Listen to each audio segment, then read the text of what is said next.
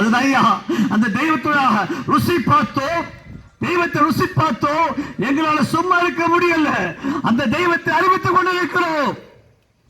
இதை கேட்டுக் கொண்டிருக்கிற என் உடன்பிறப்பான சகோதரர்களே, ஒருவேளை நீ பலவீனத்தில் இருக்கலாம், வியாதியில் இருக்கலாம், வறுமையில் இருக்கலாம், பிள்ளை சூழ்நிலை அகப்பட்டு இருக்கலாம், எந்த பிரச்சனையில் அகப்பட்டு இருந்தாலும் ஒரு வழி சொல்லுகிறேன், அந்த வழி இயேசுதான் வழி. அவரை கூப்பிட்டாதான் உன் துக்கம் மாறும், உன் வறுமை மாறும், உன் தரித்திரம் மாறும். அதுக்கு ஒரே ஒரு வழி, அவர்தான் இயேசு.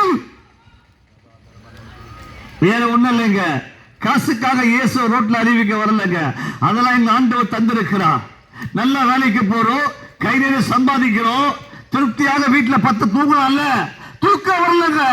இயேசு சொன்னாரு, நான் உனக்கு செய்ததை போய் சொல்லு. அதுதான் தெருத்துல வந்து இயேசு அறிவிக்க வந்திருக்கிறோம். ஒருவேளை நினைக்கலாம், நீங்க எல்லாம் வேலை வெட்டி இல்லையா, போய் யார் என்று சொல்லலாம். ஆனா நீங்க திட்டினாலும் சரி, நீங்க காய் துப்பினாலும் சரி, இந்த இயேசுவை அறிவித்துக் கொண்டுதான் இருப்போம். ஏன் தெரியுமா? உங்களை போல ஒரு காலத்திலே நாங்களும் இயேசு அறியாத போது இயேசுவை தூசித்தோம், திட்டினோம்.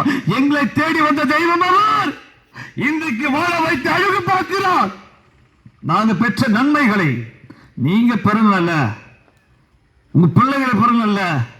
ஐயா, சும்மா கட்டிக்காதை விட்டு ரயில் விட்டு போக வரல, டிராமா போட வரல, உள்ளதே உள்ளபடி சொல்ல வந்திருக்கிறோம்.